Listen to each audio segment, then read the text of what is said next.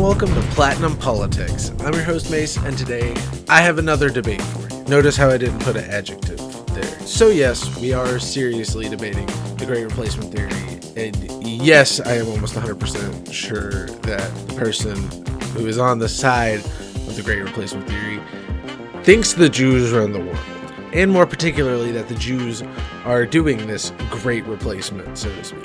So it's really hard for me to be unbiased here. I personally debated whether or not I wanted to upload this to begin with. The choice I inevitably ended up making, if you're seeing this video, is to just go ahead and upload it. This debate even made me make a disclaimer at the beginning of this video, which I'm pretty sure you saw, as long as you're seeing this video. So I don't know what else to say. You clicked on this video, you know what you're getting yourself into. Like, comment, and subscribe, and it's debate night.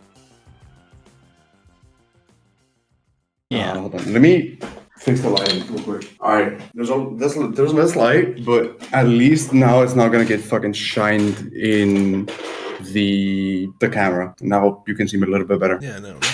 We're all good right now, okay? I feel like we're nice and set up. And we are live, by the way. So, hello everybody and welcome to Platinum Politics Debate Night. I'm your host, Mace. Today, the topic is the prompt that was given, obviously, was coming from Rin, saying that the Great Replacement Theory was false. But I think it'd be better to start with you, Potato Dough, and explaining why it's true, and then Rin can argue based off of that. We'll start with 5-minute openings, and then if you guys want 5 minutes uninterrupted to respond, you can, or we can just open it up after that. But let's get the openings out of the way. All right. I'm going to start off with basically saying that through the years, the general amount of white people in multiple countries has changed, and in white majority countries, that is, has changed and is currently decreasing despite the general amount of the population increasing. I have found the stats from Germany, the UK as a whole, London as a city, Sweden, and the US. I also have some rape statistics and general sex assault cases from the UK, Germany, and Sweden. Could I please screenshot real quick so I can go over the data? Yeah. I can't do that. I can't share screen. That's thank you. All right.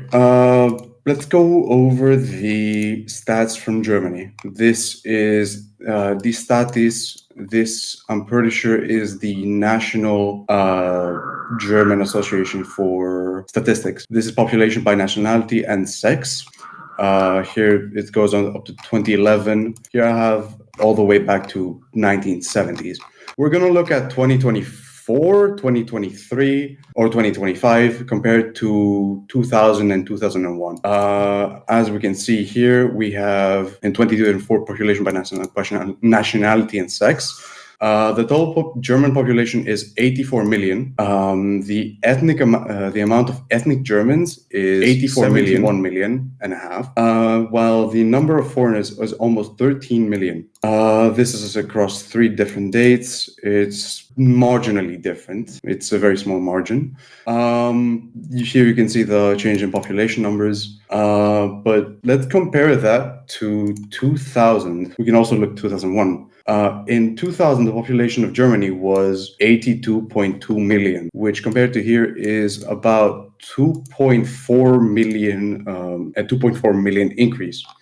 With so this is the total of Germans and this is total foreigners. 2000, you have 42 million Germans. No, my bad. I'm so sorry.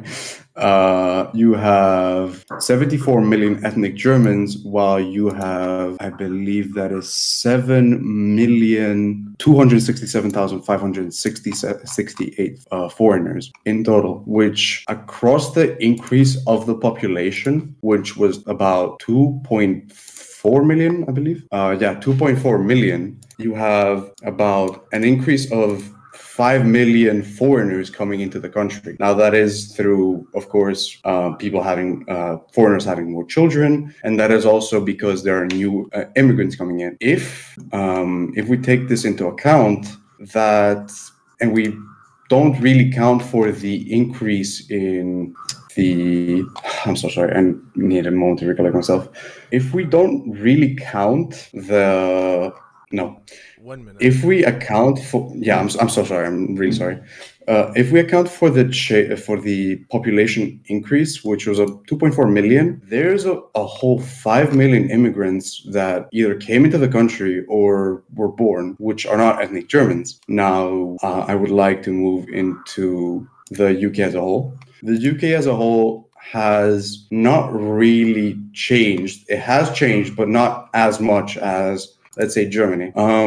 This is the official UK government for 2024. This was updated in 2024. These are the main facts. 81% of the population in England was white. These are the different minority groups, as you can see here. Asian being the second largest, blacks, mixed, and other ethnic groups. There were yeah. All right. Go Your on. time for your opening is up. Oh, yeah, okay. Rin, your 5-minute timer to respond to that starts now. Okay, so the great replacement that I'm working with is the one that was coined in around 2011 by Renaud Camus in his book The Grand Replacement, and which that is normally what I've understood to be, again, the replacement of whites, but also the replacement of Western civilization's culture, like the tenets of the culture. The argument that I'm going for, it's less about the replacement of the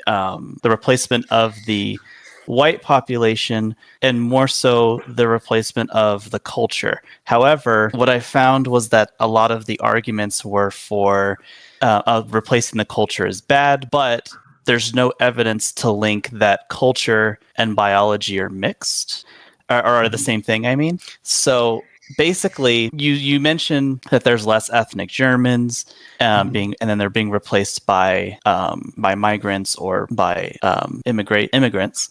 The question I then posit for that is and again, maybe this is an ethos argument, but I would say that there's not necessarily a correlation between the likelihood of crime being committed and immigration. In fact, in America, there is actually no link. There's actually studies been done that immigrants are less likely to commit crimes than U.S.-born Americans. And that includes Hispanics, Asians, all the different types of demographics that come here.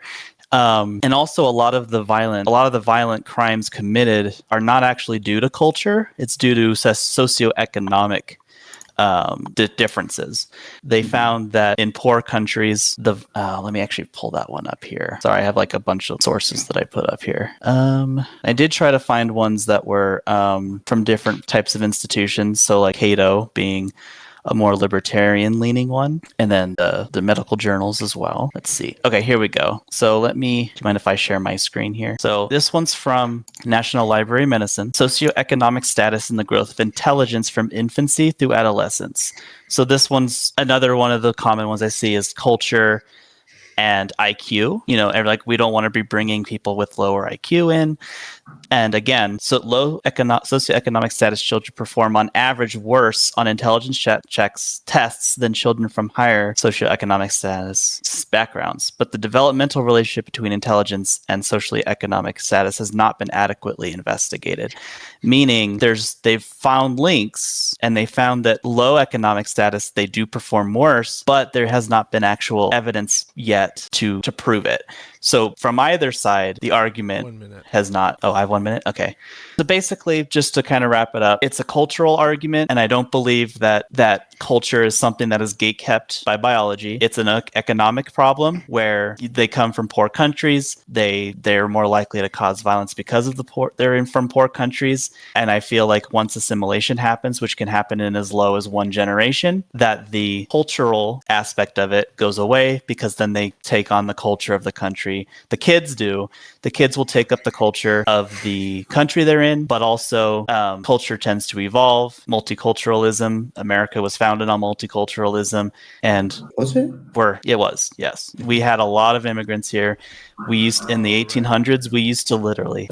Yeah, that's basically it. Feel like the intros were a little bit I'm still kind of confused on exactly what each of the points are. Yeah. But do we want to just go ahead and do the uninterrupted cross-examination, or do we want to just go ahead and open the Yeah, sounds good. I just wanted to basically say that, Rin, you started talking about crime statistics while I was mostly talking about population statistics. Which one do you think we should start with? Well, I brought up the crime statistics because that was the one that I mostly that I heard about when I was doing my research, because it was always like they come from low IQ, they have conflicting cultures, and they're more violent, or and then like you mentioned, you had the sexual assault statistics.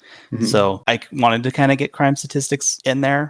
But like I said, what I was demonstrating was it's more a socioeconomic issue rather than a conflicting culture issue. That was the main thing that I was trying to demonstrate with that.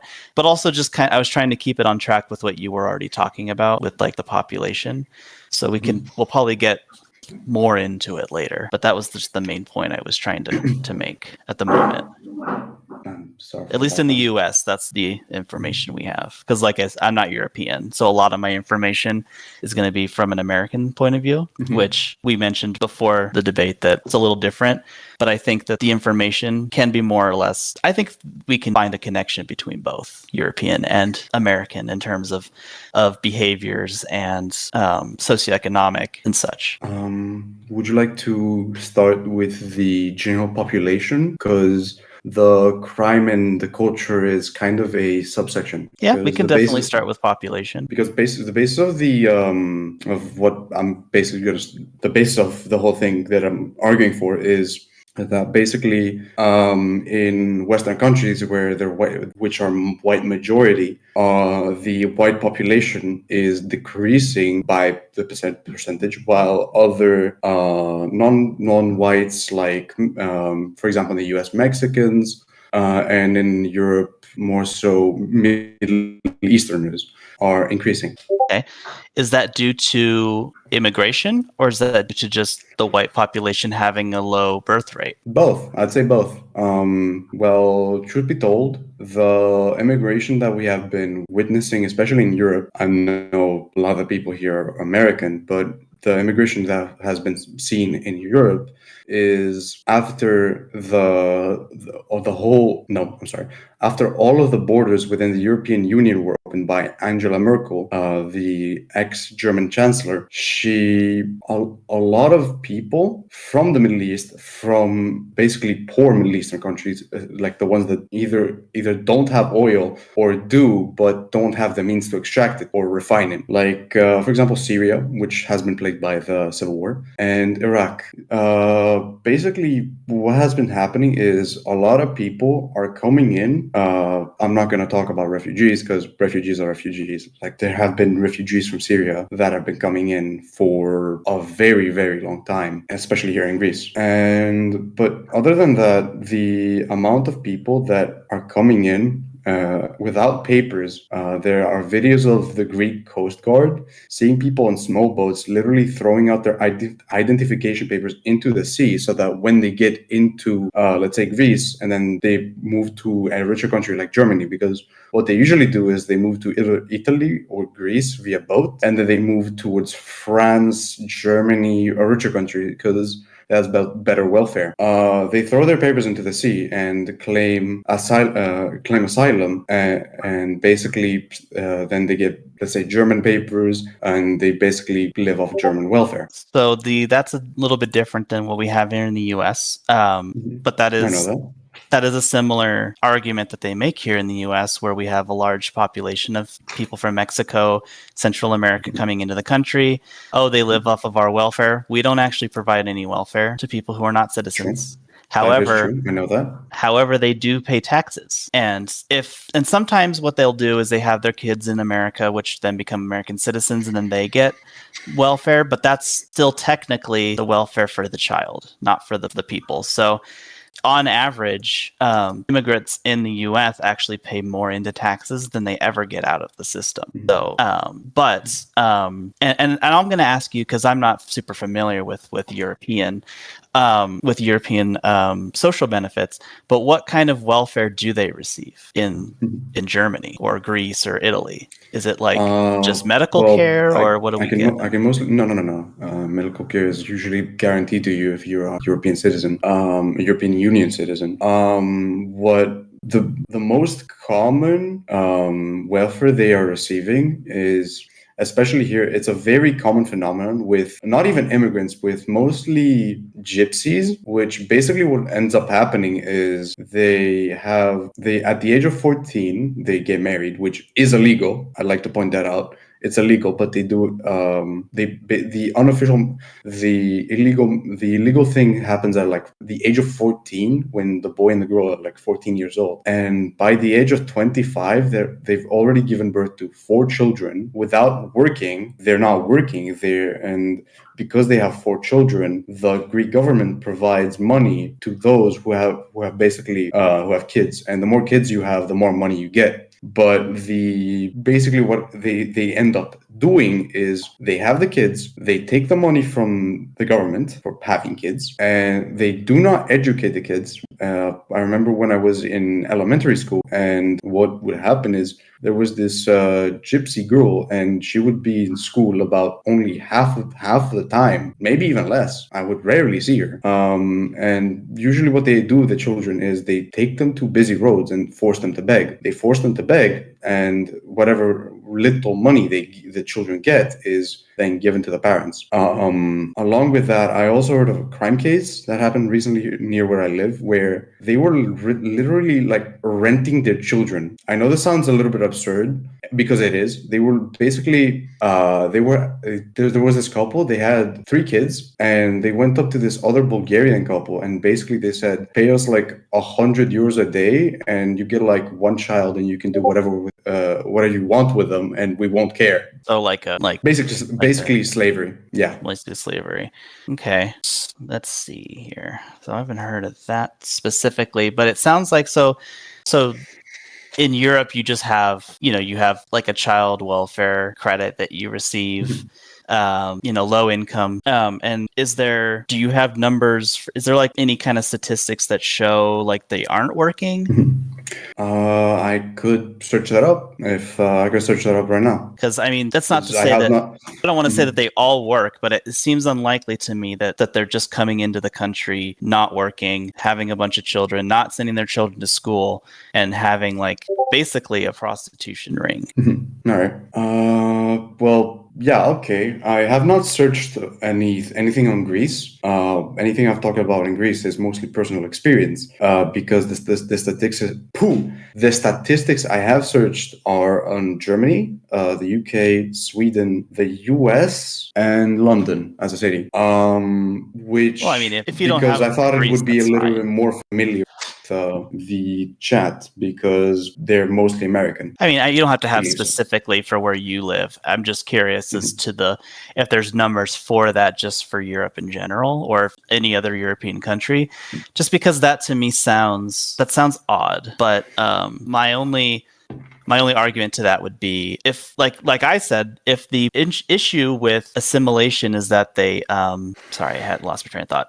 If the issue is that they come in, they take welfare, they have children, and they're not working, and if that was the case, and it was a net drain on Europeans, why would they allow more in? Also, is that a humanitarian thing? Is it because or is it just, from what I understand, aren't Roma people, aren't they considered Europeans already? Well, their ancestry is North Indian. From the history that I do know about them, is that they migrated with the Turks in around 1000 AD. So yeah, I guess you could call them European. They've been here since at least the 1500s. So that's not really a migrant issue then, because they're still European.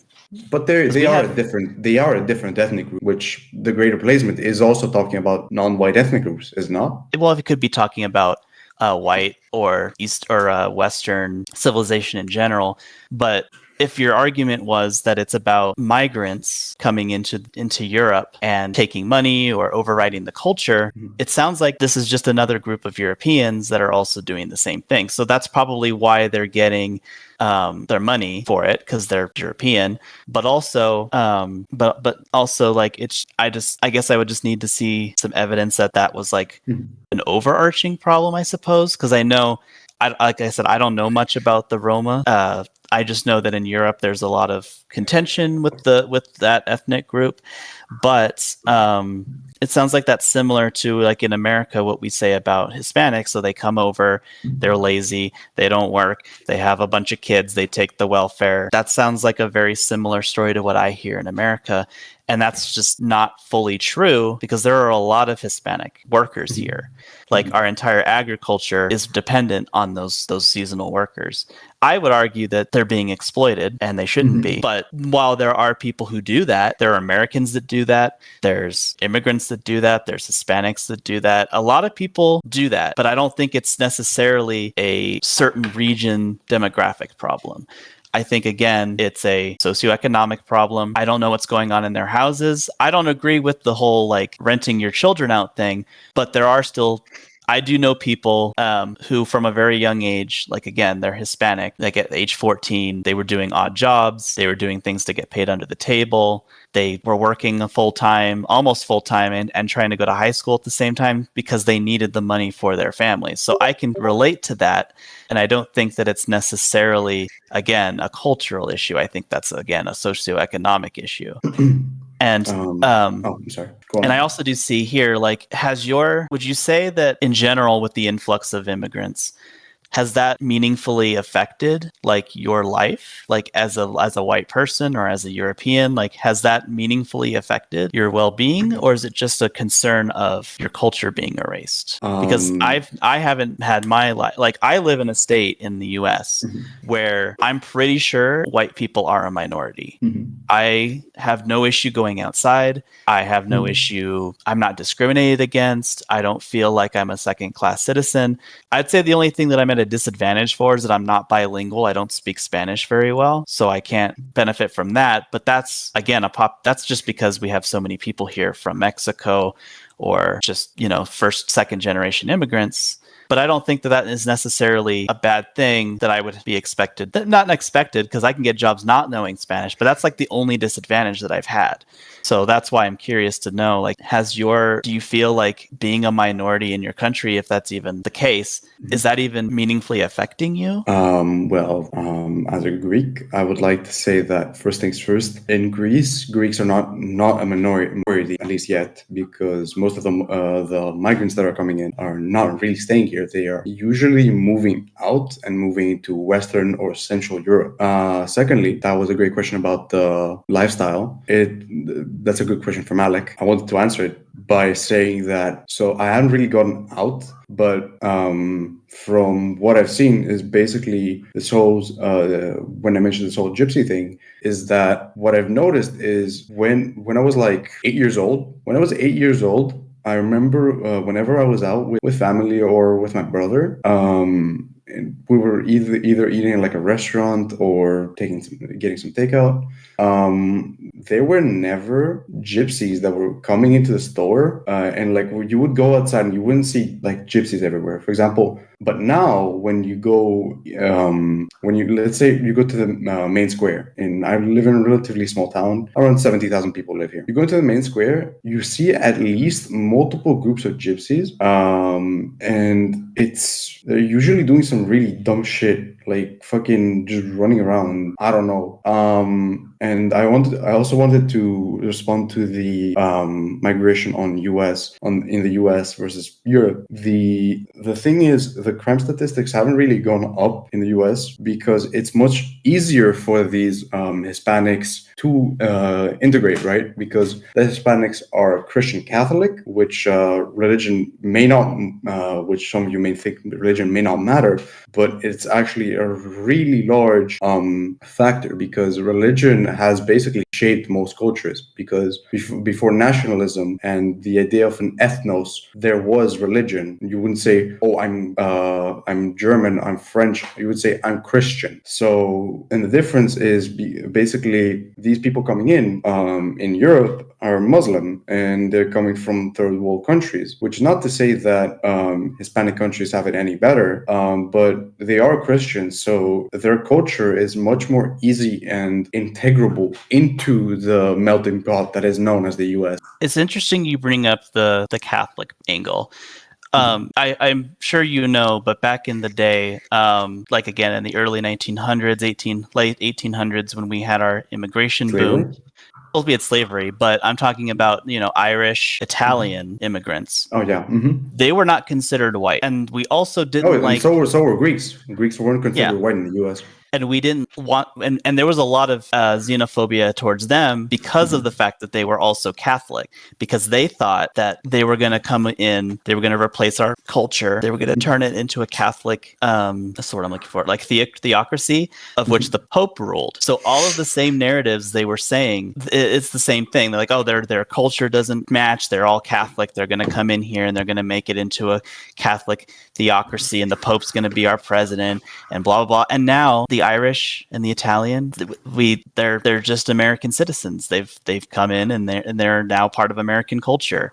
So I just don't really buy this argument that they're going to come in and overwrite your culture and make you into some kind of theocracy, even if it's a Muslim country or whatever other religion.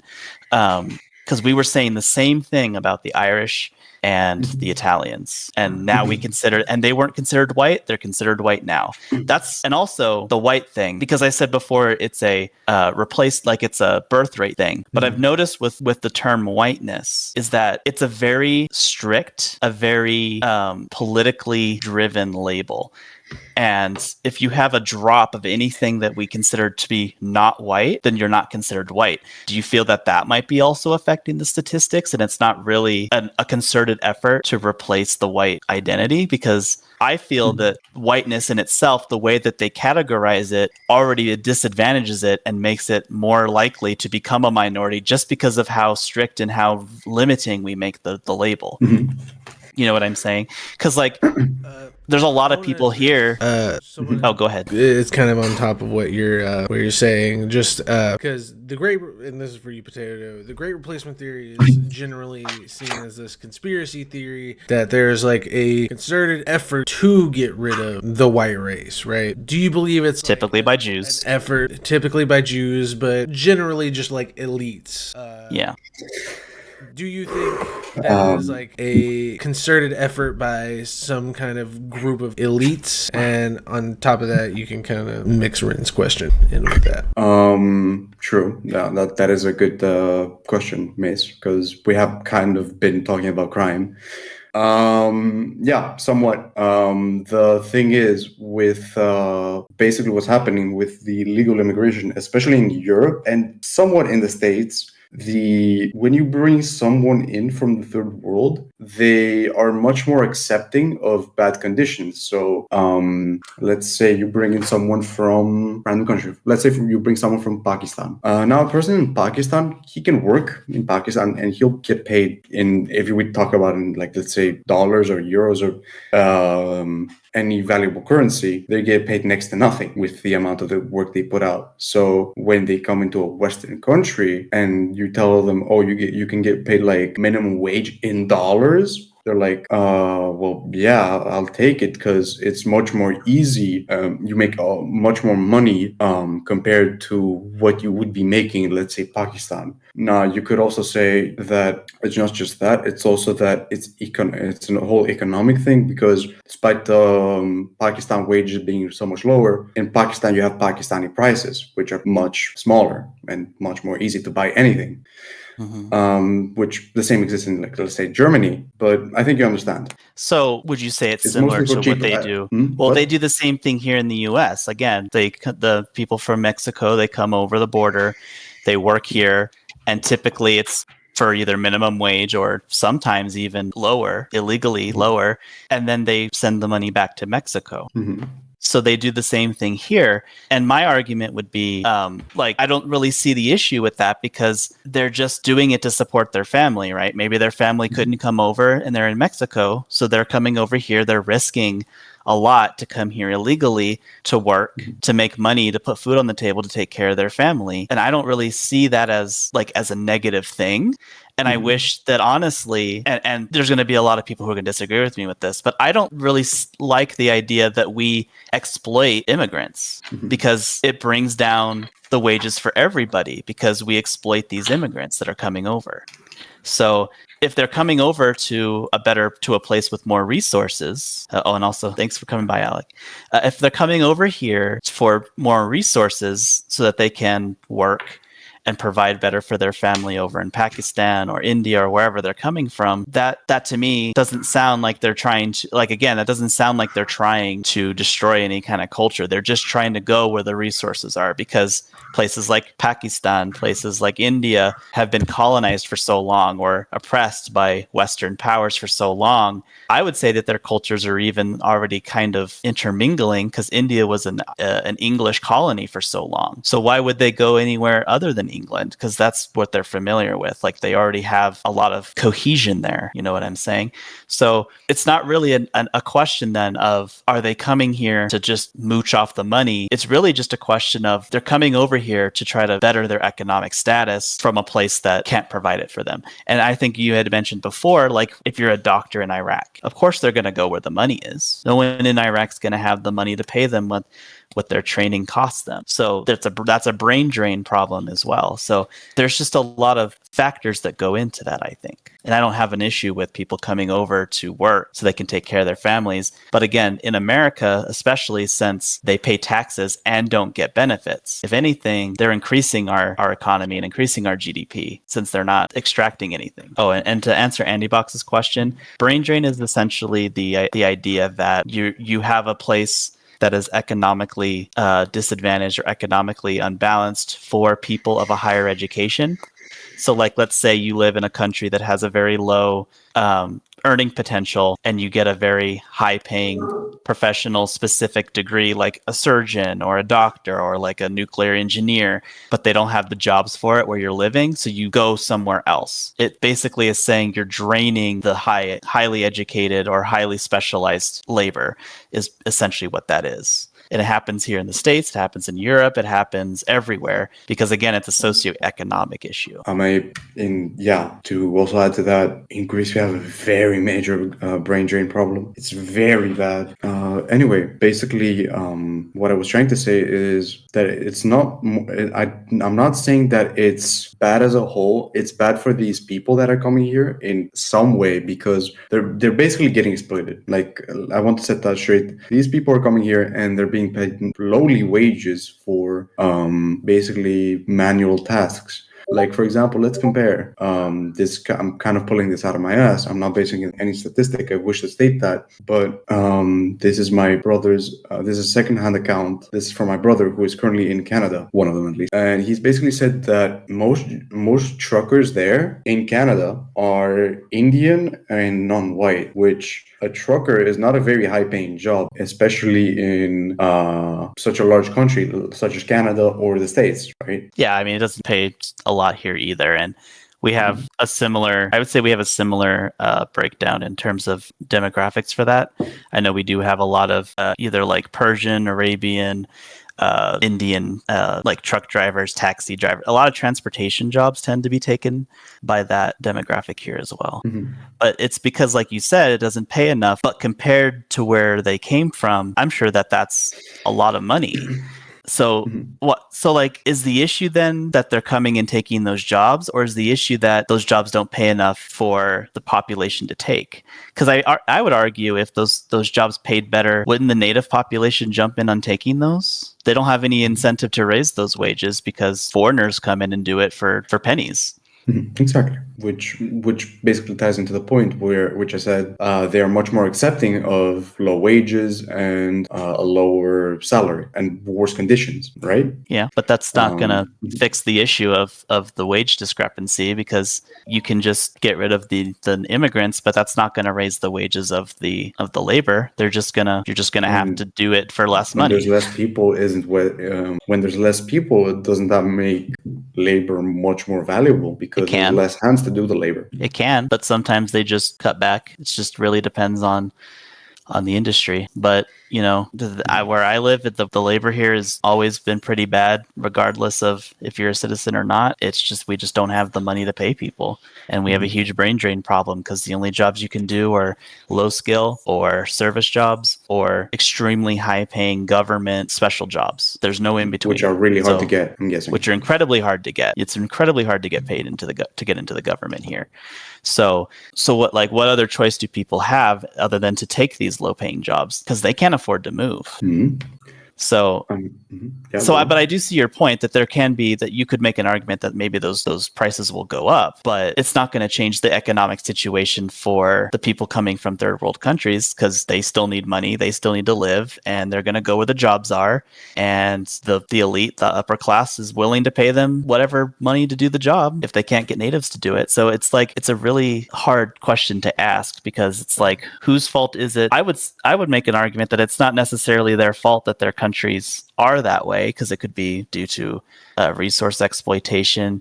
It could just be, you could say cultural. It's multiple factors. Trying to analyze one country is currently in the third world is really hard. For example, let's say the Congo has tons of natural resources, but is basically an all-out civil war because there's so many independent armed groups. But that's besides the point. When I talk about the Great Replacement, I'm mostly talking about Europe. All right, Mace.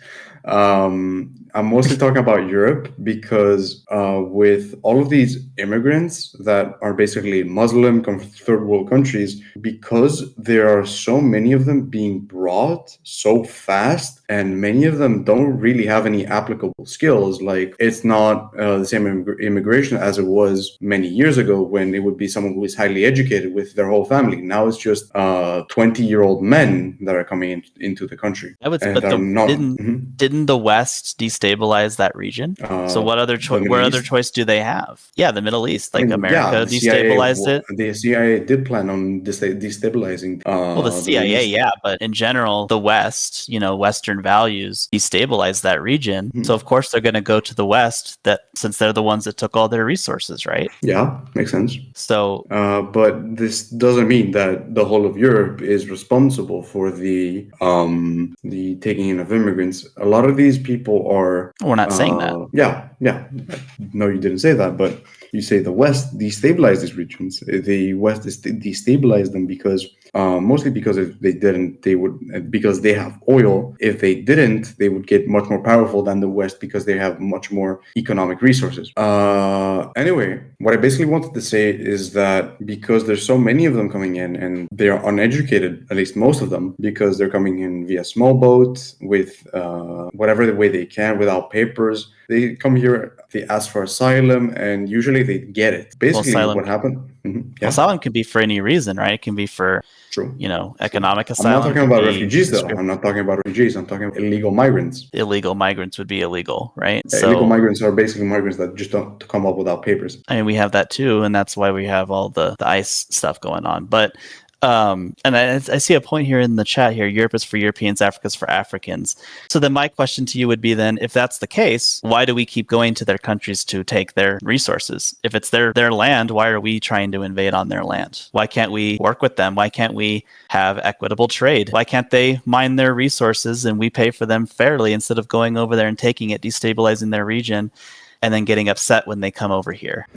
Well, it's because it's much more cheaper, and it's not, and of course, it's not the average person that benefits from it usually. It's usually just the government because they get these resources much cheaper. A lot of these resources aren't even oil anymore, because if we exclude what happened in the Middle East and the destabilization of so many governments, if we talk about, let's say, something like lithium mines or like gold mines or diamond mines or cobalt or cobalt, yeah, any metal or mineral that is used to make some really advanced things, like, let's say, microchips, hardware, military equipment. You know what I mean? Yeah, no, I know what those things are used for. My question isn't what they're used for. My question is, why do we go to those regions, destabilize and extract their resources? And you said because it's cheaper. Yeah, exactly. It's cheaper to basically incite a civil civil war, I'm saying that if you are a government, I'm not talking about from the views of a normal an person. elite, the elites Yeah. also benefit from that, It's so much more easier to just fund because you have basically infinite money in the. Do you know how much $1 billion? Anyway, you have basically infinite money in the bank. You can just go hit up an arms trader, buy a fucking billion AKs, give them to some random extremist group in one of these countries, give them some basic arms training, and tell them go get them. That's basically what happens. The inside a civil war, once the region gets destabilized, and there's an active civil war going on, some either corporation or maybe even government and they basically say, we'll give you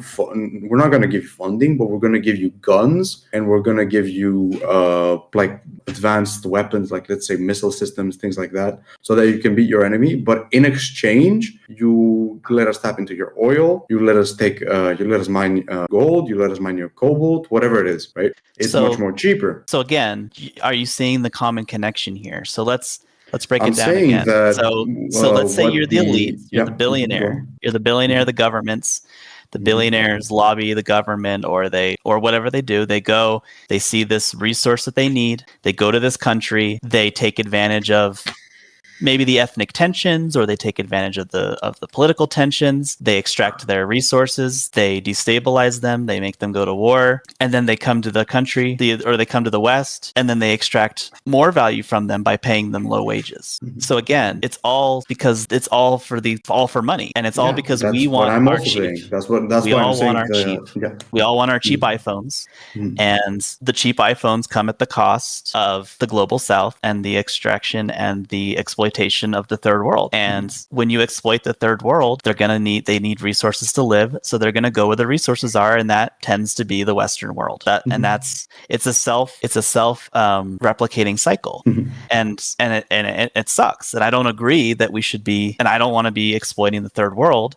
If that's the best way to stop the problem of immigration, is that you want to make sure that their countries can be as prosperous as they can, because they're not leaving the country to come to the West because they want to take over the West. They're coming to the West because they can't live where they live. They're dying. They're starving. They don't have any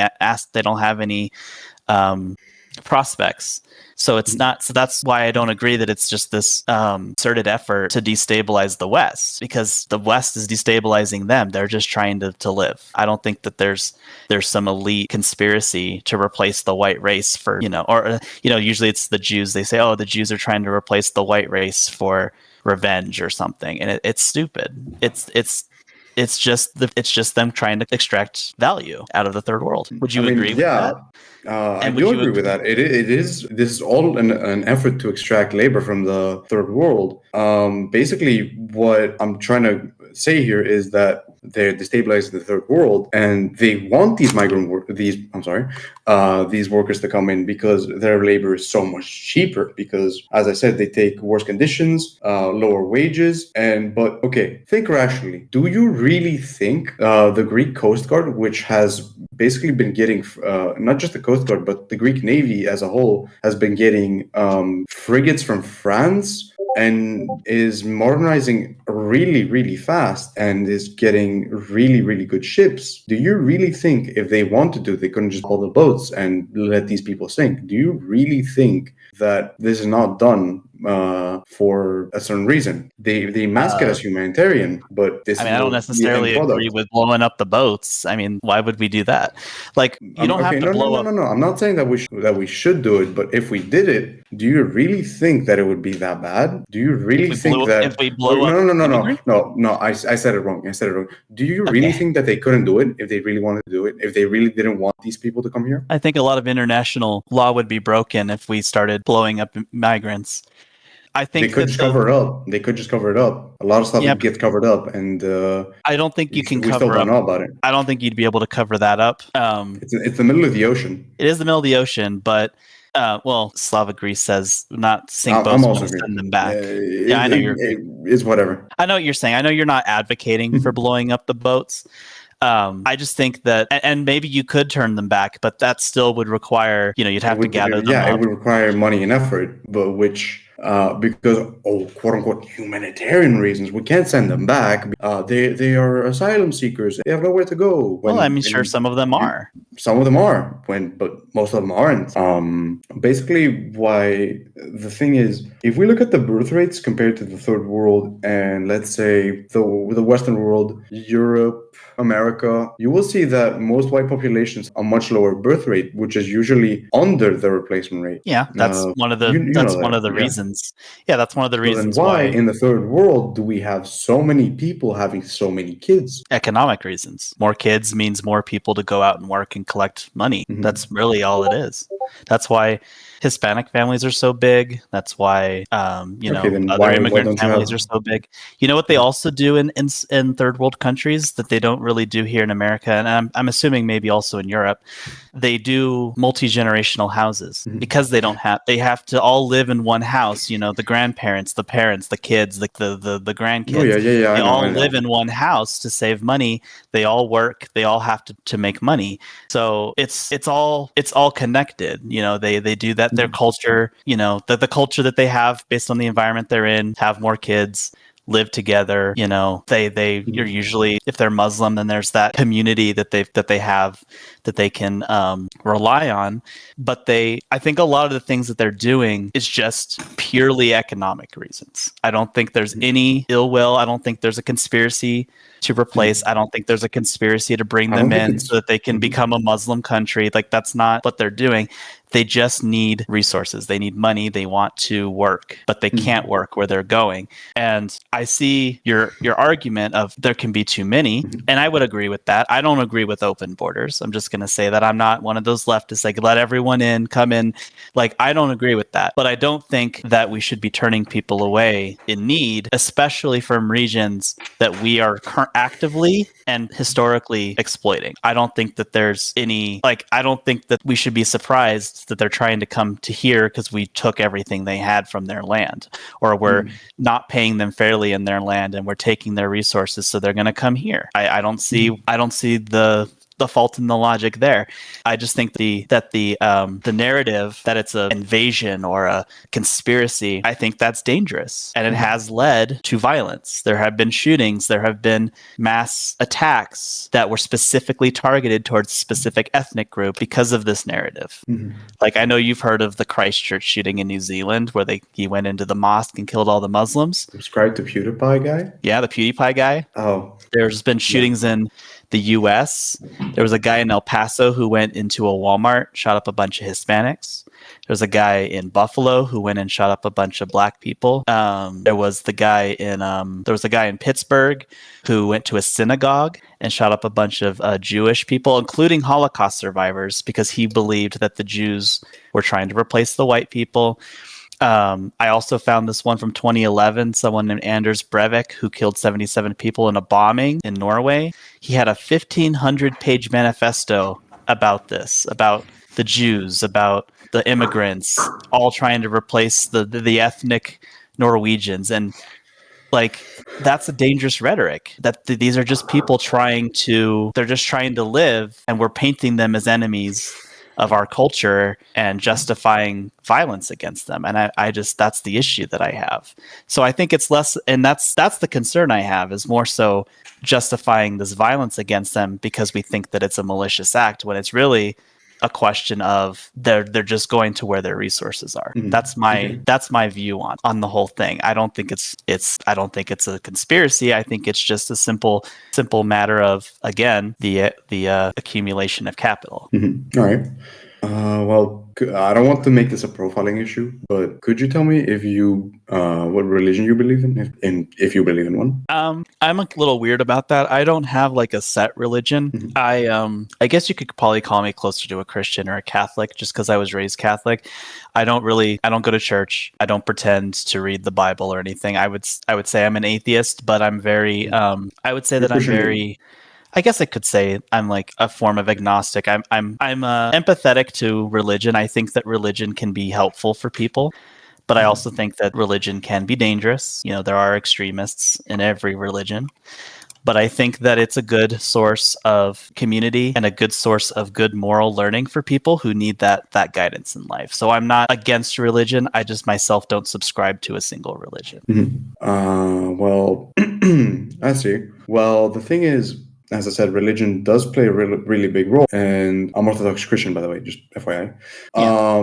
Because there's so many people coming in here. You said previously that it's not really an issue because you can still integrate these people. The thing is, when so many people come in at once and they start building their own separate communities, integration started becoming near nigh impossible. Because when you have a segregated community that basically says, oh, we are not, let's say you have a Iraqi community in Ireland. If you have these Iraqis basically saying, oh, we are not Irish, children saying we are not Irish, and that goes on and goes on. And through many generations, this may change, sure. But it will take so long to basically say that, oh, we are not, we are Irish, which could take maybe 2 to 3 generations, possibly even more.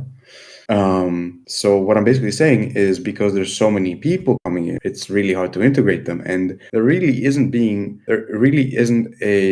effort from the government, I'd say. There's some effort, but there really isn't that big of an effort.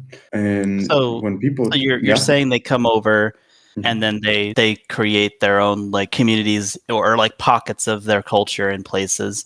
That's a part of assimilation. Like in America, not even in America do we have a single culture. Like different parts of our country have different cultures.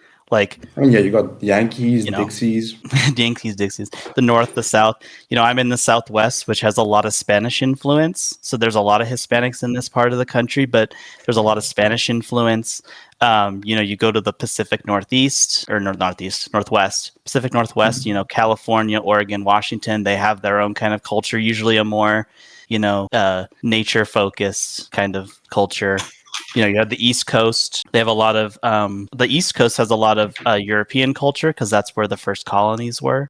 You have the South. Some parts of the South are different than the other parts of the South because you have like the Florida South, and then you have like Alabama, and a lot of those places are very Christian. It's a very big Bible Belt area.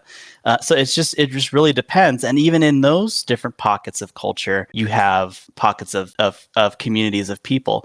Like we have Muslim communities. Like in my city, we have a lot of Vietnamese people. So we have Vietnamese pockets of Vietnamese culture, but they're all living. And and let's say, there are these big Muslim pockets of things. And I'm not going to deny, because I've seen some statistics that sometimes that the crime is up there, but that happens here too. We have a lot of pockets of, majorly Spanish speaking Mexican immigrants, and the crime is bad there because it is very, very economically disadvantaged. But they're not there again to turn my state into Mexico. They're there to just have a better life, and they're going to bring their culture with it, and that culture will eventually assimilate.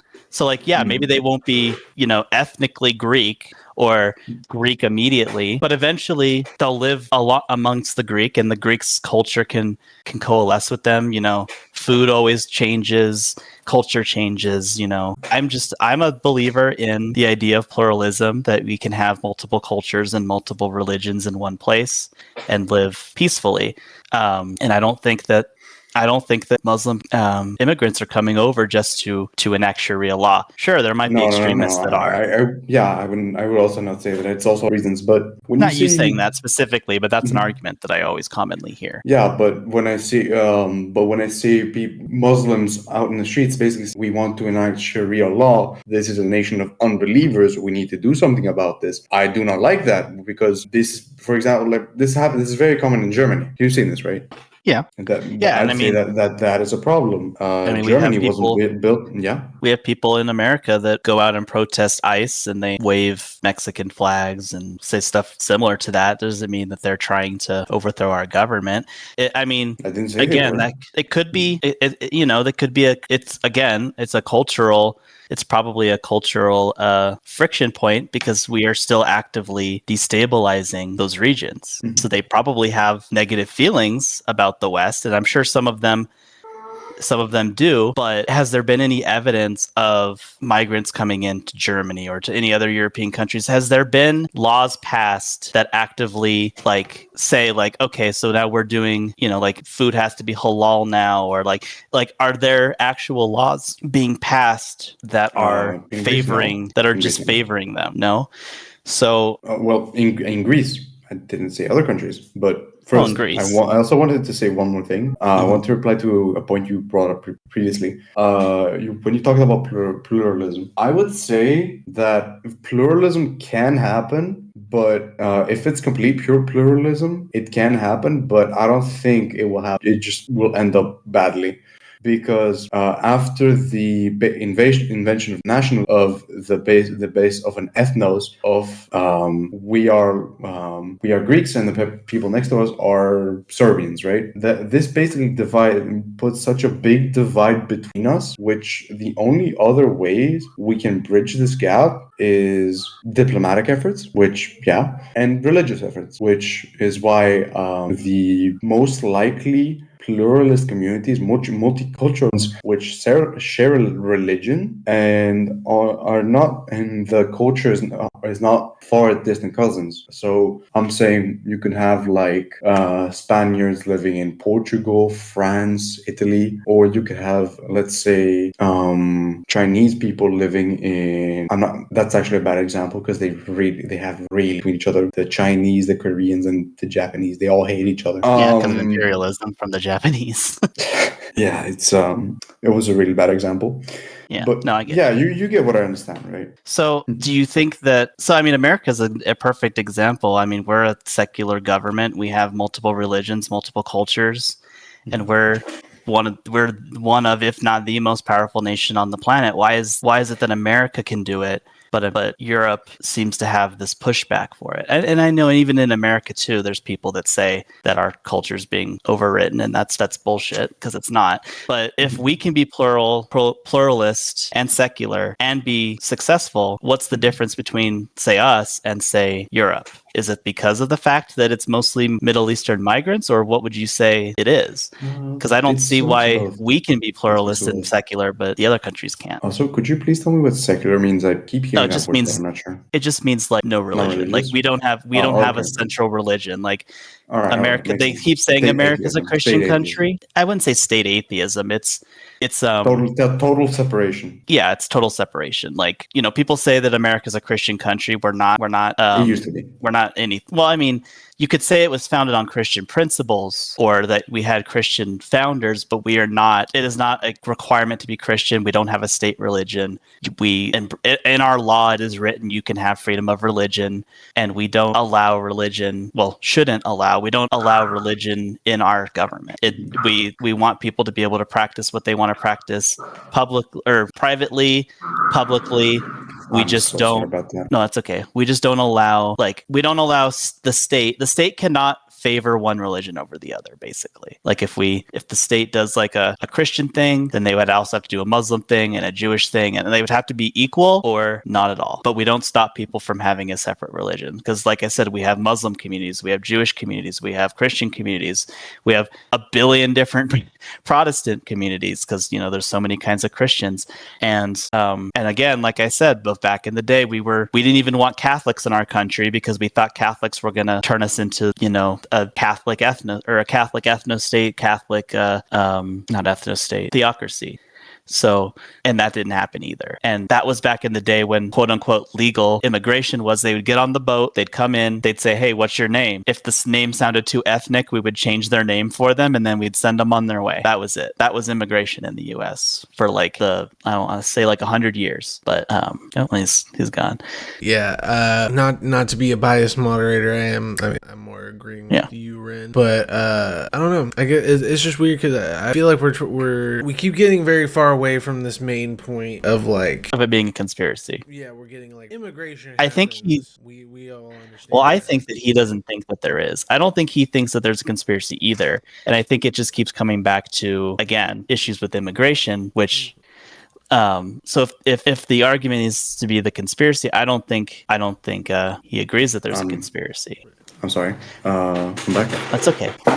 So then, Mace, then since you're kind of catch potato dough up, I just kind of brought up like the fact that we're kind of getting far away from this concept, this Oh yeah, true. grand conspiracy to replace white people. Like what me and Rim were talking about is like we're having a strong conversation about immigration, and It is based on immigration. and what's a bad way to do immigration. But like I guess it's just like where is it that it's like a conspiracy that people are forcefully doing this? I don't know, because like it's fair to have criticisms on immigration and the way it's done, obviously, right? nobody does it perfectly. And there are like, I don't want to say too much immigration. I feel like the problem is not that there's too much immigration ever, it's that it's just not done well, right? That's just my opinion. Yeah.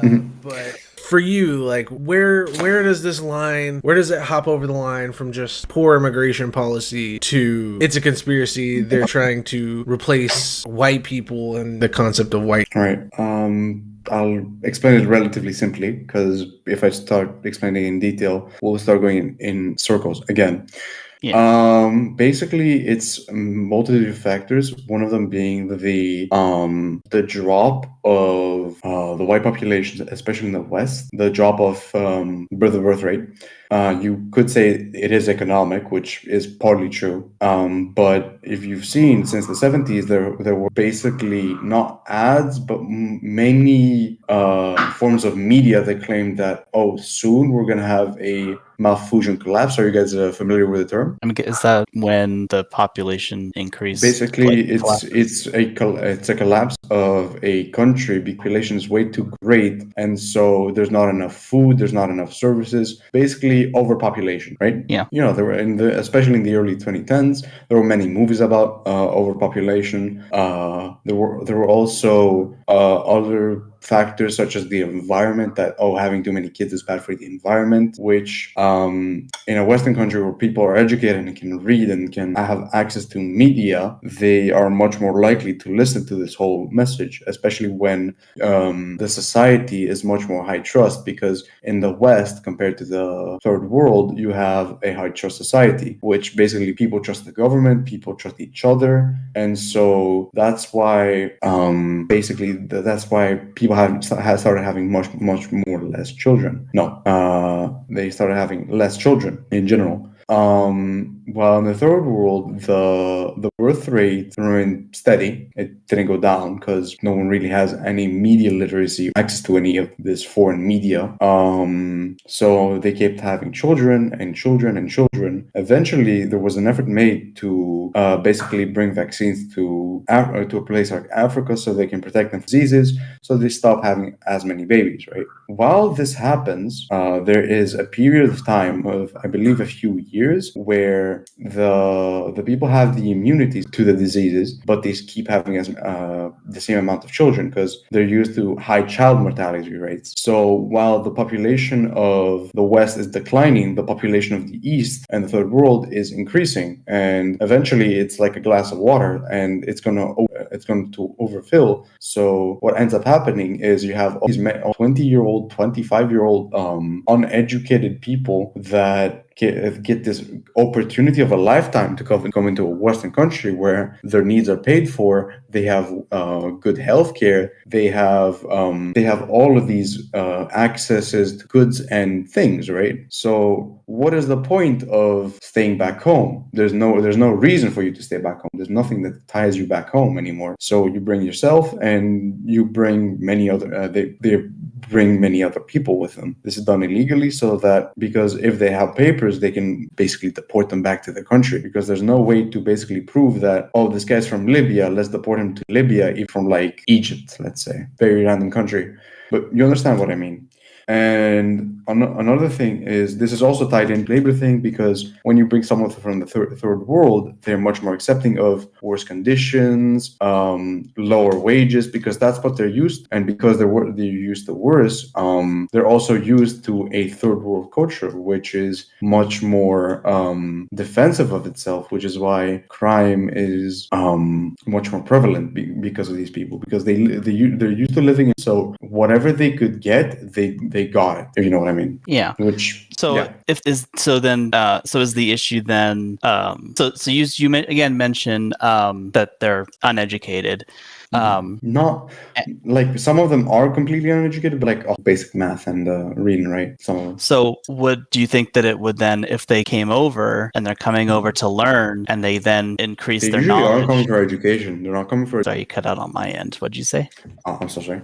They're not coming for education work. Usually a minimum wage paying job. Well, I mean, of course they're going to come over for work, but my question Exactly. is, So it's not education. not always who's the beanie guy in the video? That's Mace Blue. That's the host. Don't be rude.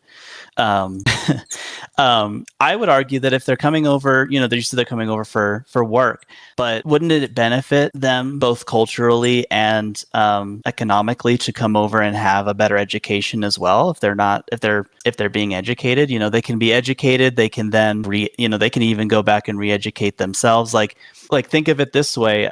We had the Enlightenment, right? Science. Yeah. Do you think that maybe having access to that education, through globalist, maybe not through globalism, but like just in general, now that we're more connected, we have the internet now, everything's a lot more connected. Do you think that would actually have a good positive impact on making those areas of the world better, because they can be educated and then they can take that education back to the people in their countries and they can start to see the oppression that they're under and they can start to rebuild their own cultures, and then they can bring that quote unquote better culture or that new evolved culture, and then they would be able to integrate better, right? So does that sound like a bad thing? I don't think that it's true that they're just coming over to work and to take money from Europeans. And also, do you think that they would? Education, I'd say. Well, even then, you said the birth rate is low. It was lowered artificially through media and other things. Well, not that. I'm talking about, in the West, yeah. Well, I mean, a lot of countries, even the ones that have a higher birth rate, the birth rate is down everywhere. So I think we'll see the countries with an above replacement rate currently. Well, if they have an above replacement rate, sure, but it's still going down. So then you could so again, you're saying that you don't want there to be an overpopulation problem. But no, that's not what I said. That's not. You mentioned didn't say that. The collapse. Yeah. I mentioned the Malthusian collapse, but it was as an excuse to basically say that, don't have kids, we have a problem, right? Oh, you're saying that was why it lowered the birth rate. Yeah. That's why. Okay, I wasn't saying that it was going to happen, because the more people there are, the more jobs that become available, and that's not really a problem until much later. But yeah, you understand what I mean now. I understand what you mean. I would make the argument that I don't think that's the reason that there's a white population decline, is more so that in Western civilization, we tend to, we have either secular governments, or we have, you said that there's the media. We have more access to birth control. We have more access to support, like, welfare programs, so that people don't need to have 5, 6, 7 kids to all work to bring in money.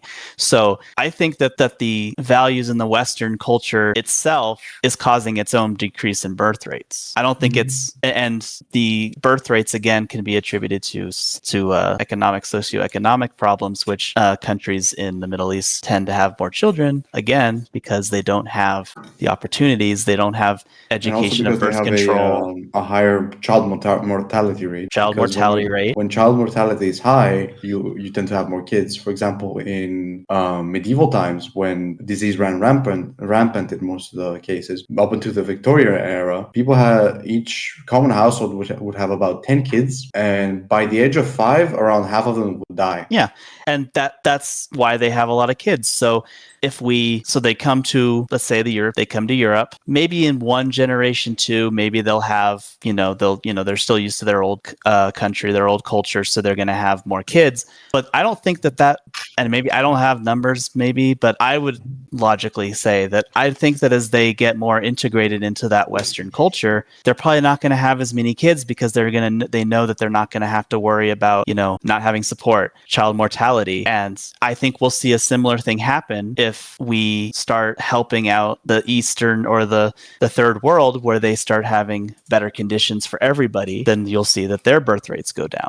So I think that it's Yilamab, he's grandma of 13 siblings. That's crazy. That's a lot. Man, your great grandmother was fucking like Jesus Christ. Busy woman.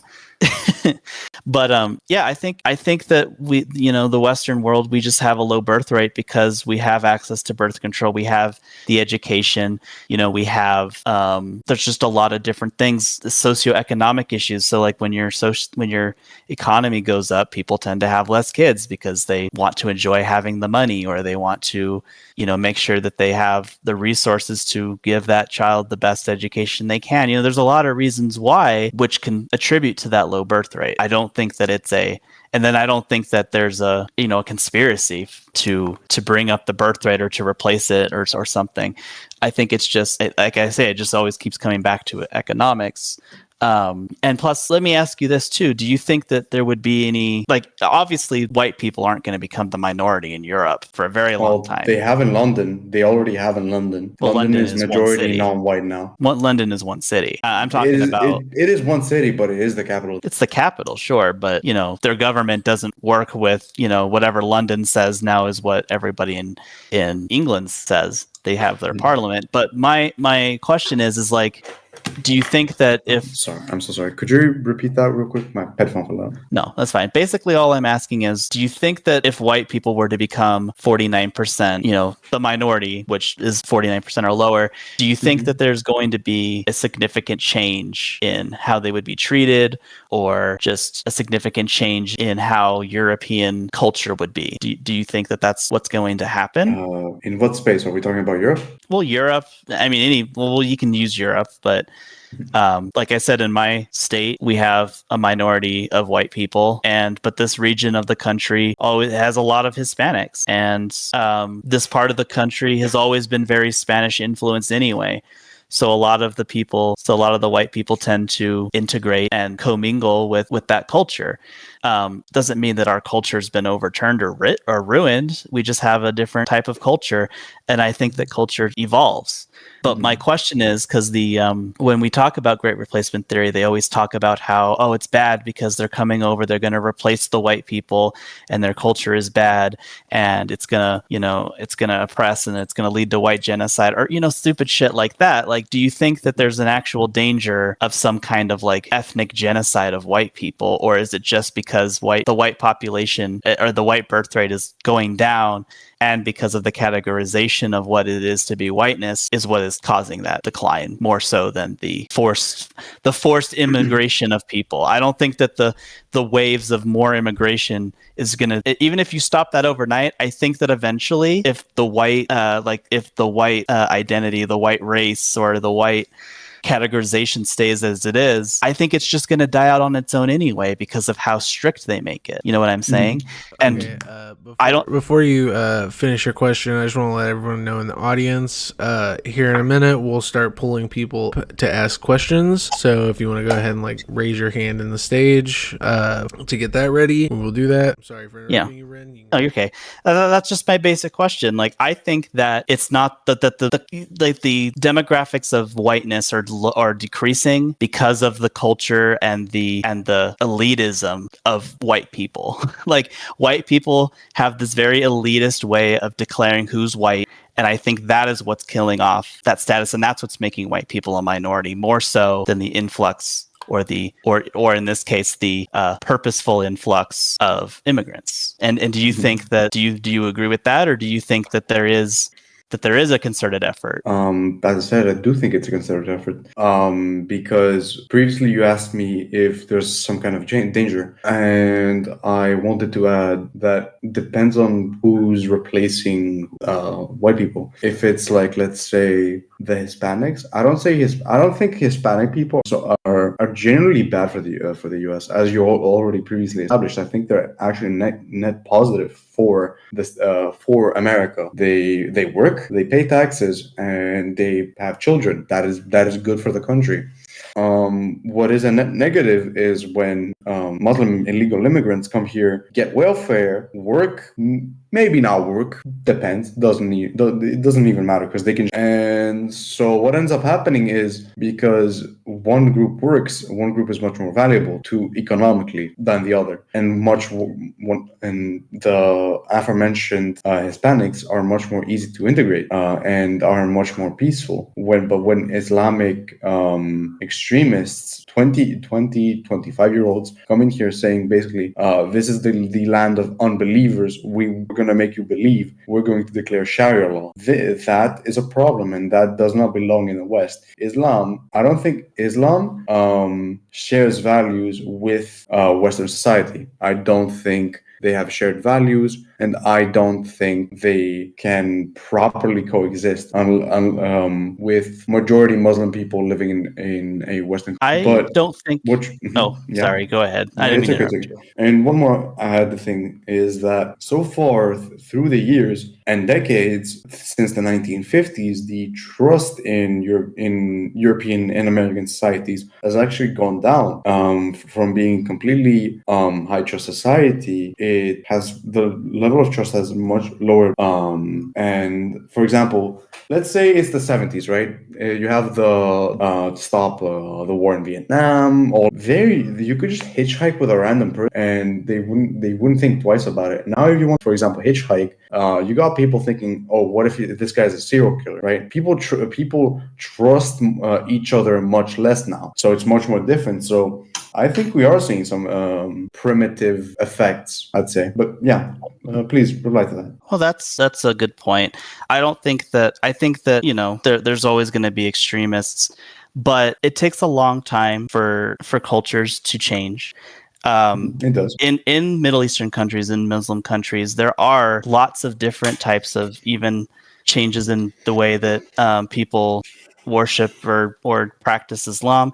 There are people in Muslim countries that are trying to push for more like a more moderate form of Islam, one that allows women to choose whether or not they wear, hijabs or burqas, ones that allow women to have more freedoms, go to school and etc. So I think that I think that there aren't enough of those types of extremists coming over to Europe that are going to actively destroy this culture or to say, overwrite the culture, make everyone more Muslim. There might be more, Islamic or more Muslim practicing people in Europe, but I don't think that the quote unquote Western culture is going to collapse just because there's more people that practice Muslim or practice Islam. Mm-hmm. Yeah. So, but yeah, I mean, I'm not going to pretend like there aren't, extremists, because there are, but even in their own countries, there are people who are still fighting back against that type of rhetoric and that type of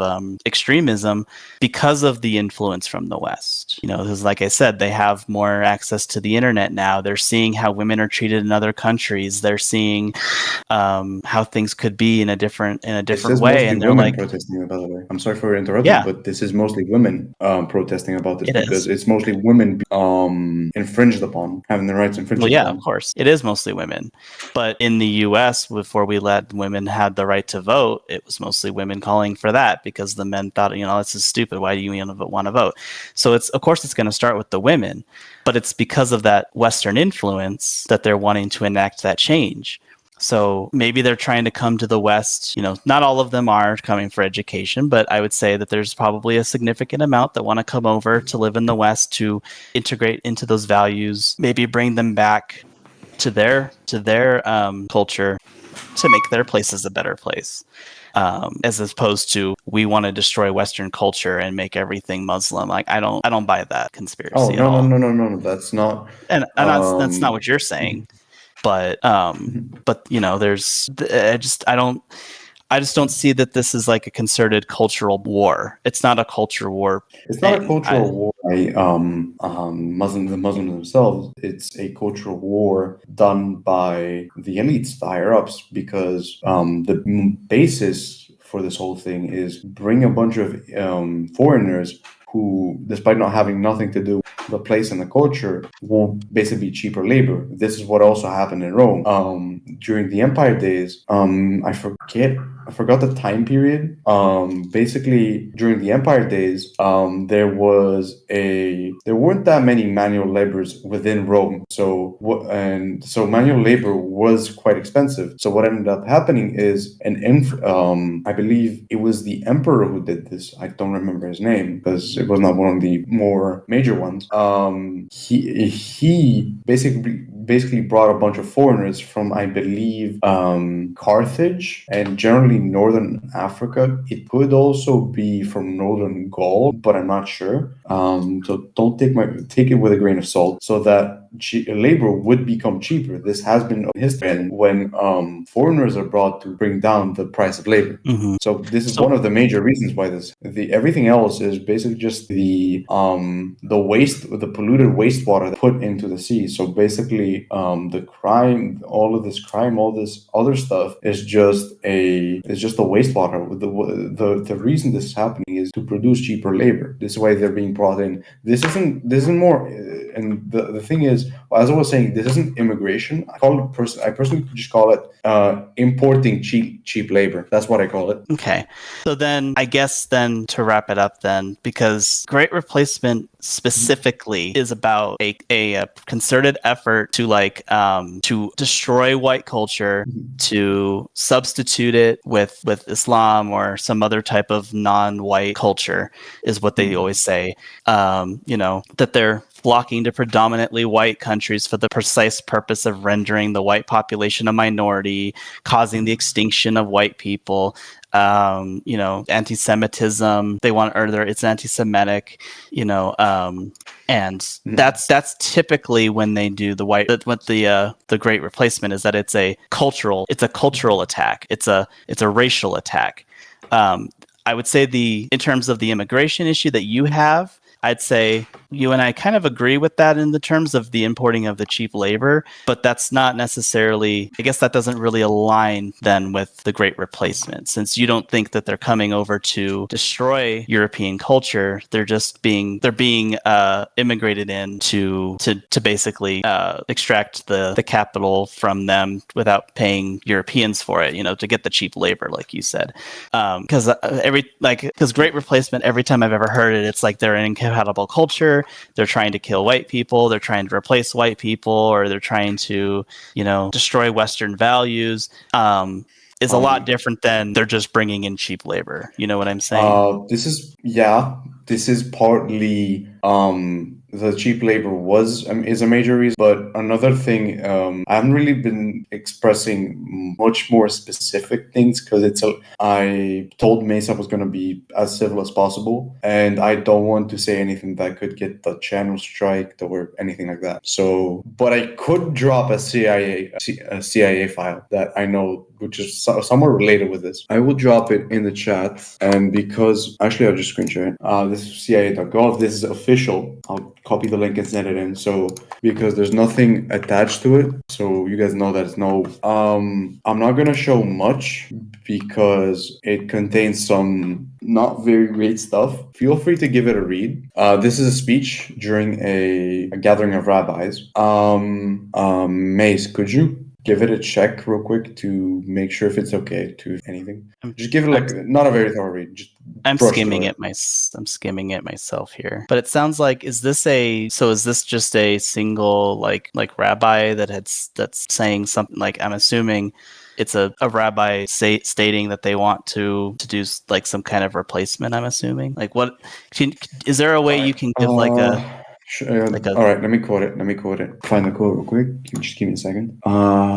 Okay, I think I see the part of this you might talk about. It's page 3, the few lines of the main paragraph. It's us with "We will openly review." We will openly. Okay, I see. Yep, I see what you're talking about here. This is a leaked CIA, but it is a released official CIA document. This was released in 2003. So, a special meeting of the Emergency Council of European Rabbis in Budapest. So basically, I think I could probably say this without reading it, without saying that. Basically, they're saying this rabbi stated that he believes that this is the last generation of white people, that they will disappear, that race mixing would mean the end for white people. And he declares that white people are their most dangerous enemy, that they would fade into obscurity, into memory, and then that they would embark upon their journey of peace. They believe that, that's how that their quote unquote race would rise to power. Does that sound about right? Kinda, yeah, that's basically what it says. More or less. Yeah, just this is why I've mostly just been talking about. I did a quick fact check. Apparently, that speech is a hoax. Is it? Was allegedly delivered to the Emergency Council of European Rabbis in Budapest, Hungary, on January 12, 1952, by the rabbi. Both the speech and rabbi were a hoax. So that's not even a real person. Let me check the source here. I'll also check here. Rabbi Emanuel Rabovich. Here, I'll send you the. It is a Wikipedia link, but we like Wikipedia here. I mean, yeah, I did use it. Oh, I mean, that's the first thing that pops up here. Yeah, it says it's image delivery.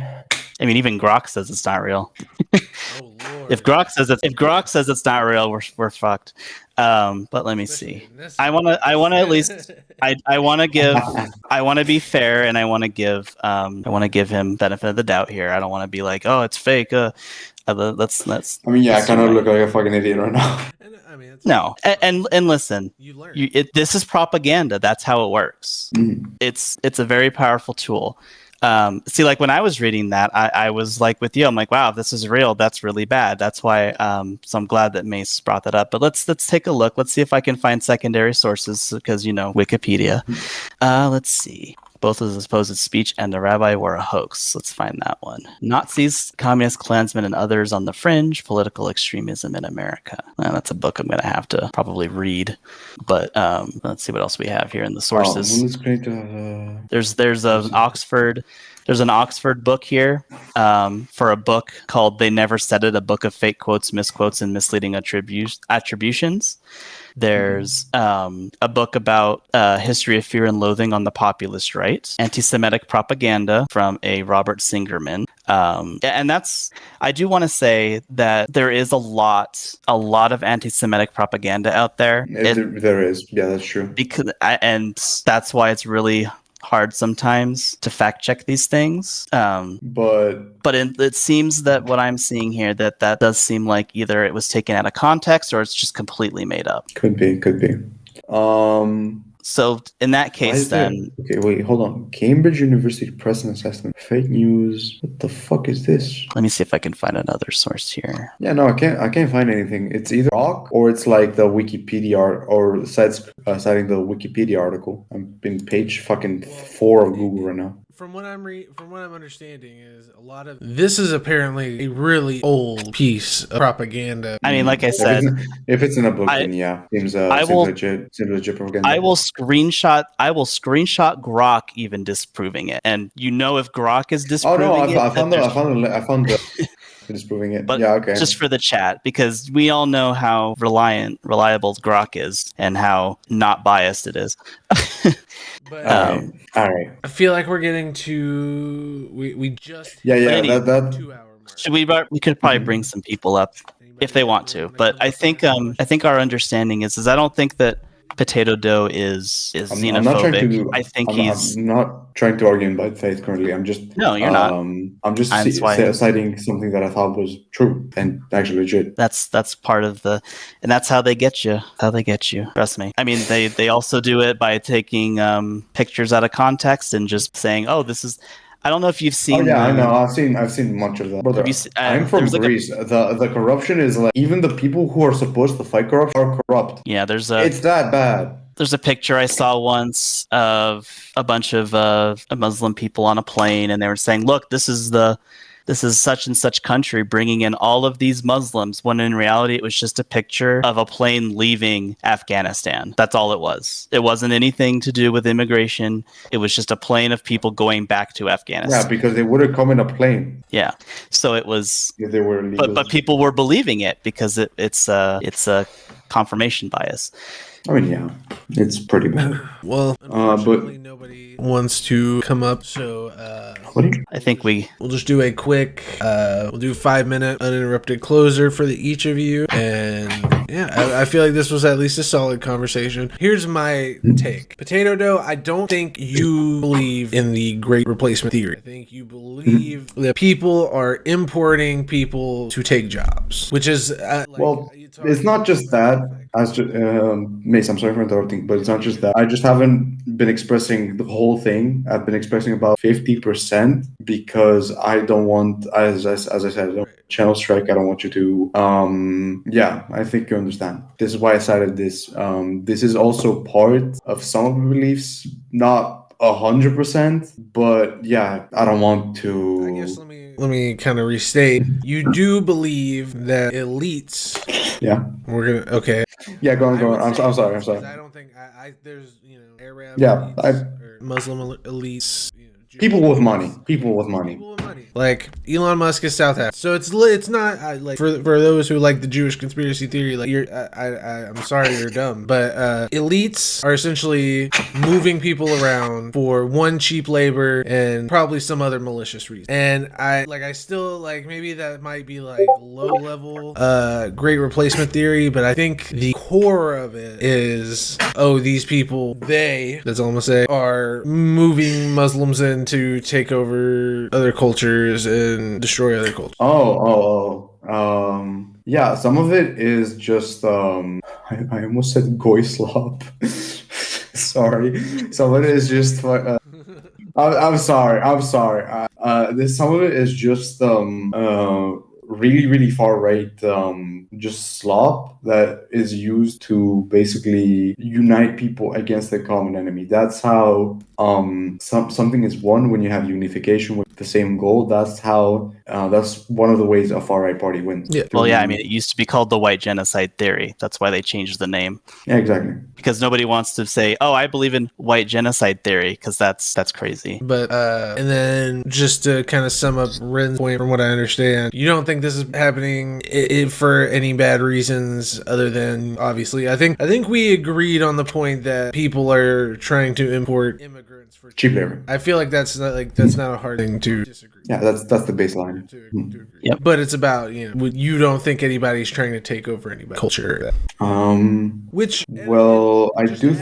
Okay, keep going. In the world, there are definitely people who do want to take over other cultures, but I don't think there's enough for them to do it. Yeah, In exactly. Europe, I'd say like most chunks of the world, honestly. But Potato Dough got the first 5 minutes to speak, so Ren, I'll give you the first 5 minutes for your closing. All right. So basically, my closing, if to keep it within the context of Great Replacement, I don't think there's a concerted effort to replace white people. I think that the decline of white people can be explained through simple demographic math, simple just the fact again about how elitist it is to be white, like how they declare the white what whiteness is a very broad or very narrow, very hard thing to get. That because of its restrictiveness is what is explaining this decline, quote unquote, that we're seeing of white people. When in reality, because and white people in the world are a minority overall. I think like 33% of the world is white. It's inevitable that white people are going to have to start having children with other races. And mixed race people are not considered white in some places, in a lot of places. So when I looked, side note, when I looked at the US statistics, I saw that mixed race people listed separately. They were listed separately from the white and people of color. But yeah, go on. Yeah. So basically, because white people are a global minority, it is inevitable that they are going to have to start having babies with people who have a different race, which again makes mixed race people, which then eliminates that child's whiteness. So basically, there's going to be a point where there's not going to be enough people that are considered white to reproduce, and that would eventually then lead to white people becoming a minority. And that's not a conspiracy. That's not an intentional effect. That is honestly brought on by white supremacists. That's their own problem because they're the ones that want to make whiteness this super exclusive club. And I think that we need to just be willing to embrace other cultures. I don't think cultures are biological. I think cultures evolve. I think cultures change. I think that people can go from one place to another. They can have their home culture, and then they can have kids in another culture, and they can have both. I don't think that there's any danger of white people becoming a minority and then suddenly becoming oppressed or being thrown into camps and genocided or whatever the argument is. I don't believe that. I don't think that there's a conspiracy. I think immigration is, like we said, it's probably bringing in cheap labor, but that's because of a capitalist problem, not a I want to kill the white people problem. And that's a completely different argument to have. Okay. That's my basic gist. All right. Potato dough. 5-minute timer starts now for you. All right. Basically, I shared the basically large reason the sprouted as a weed to bring in people from third world countries because it's such a good opportunity for why wouldn't you take it? The other part is which is mostly racial. I don't really want to get into as for the aforementioned reasons. Because so and so. But yeah, I do think that they're lying white people. It is I do believe it was orchestrated, especially with birth rates of white people, as they have decreased much more, and it was done through the media. For example, people have started getting married at a much older age, and so because they're much older when they get married, as a consequence, with other factors such as the woman being more educated, both of the couple needing, both of the husband and the wife needing to work, which basically makes it so that there's much less time for a kid to be brought up. And even if they do have a kid, it's not going to be brought up properly. They basically just give it, here you go, iPad, good childhood. That's it. Basically, yeah, that's my basis of the thing. If anyone wants to debate the other part, which I have not expressed here due to it being live streamed, I'm open to it. All right. I feel like that was a solid debate. Found some common ground. For everyone in the I thoroughly enjoyed it. audience in the server, you guys can disperse into the voice chats or wherever else you're gonna go. Audience on YouTube and Discord. Don't forget to check back in at about 3 hours or so, and we will have an Alec Gunter doubleheader. He's got 2 debates coming up tonight. So Busy guy. The big A is the big A guy. big A. You gotta watch the big A. But yeah, this debate's over. Thank you, everybody. Thank you, Ron. Thank you, Potato Dough. Thank you. Thanks to everyone watching. I thoroughly enjoyed this one. Yeah, me too. I'm glad we were able to find some common ground, and that we could discuss it. I know it kind of turned into a immigration debate more so than a great replacement debate, but I had a feeling it was probably going to. Yeah, me too. I really hope you enjoyed that debate, and if you did, please leave a like, comment, and subscribe, and come join the Discord server if you'd like to debate yourself. Those links are in the description. But for now, that's all I have for you today. Goodbye.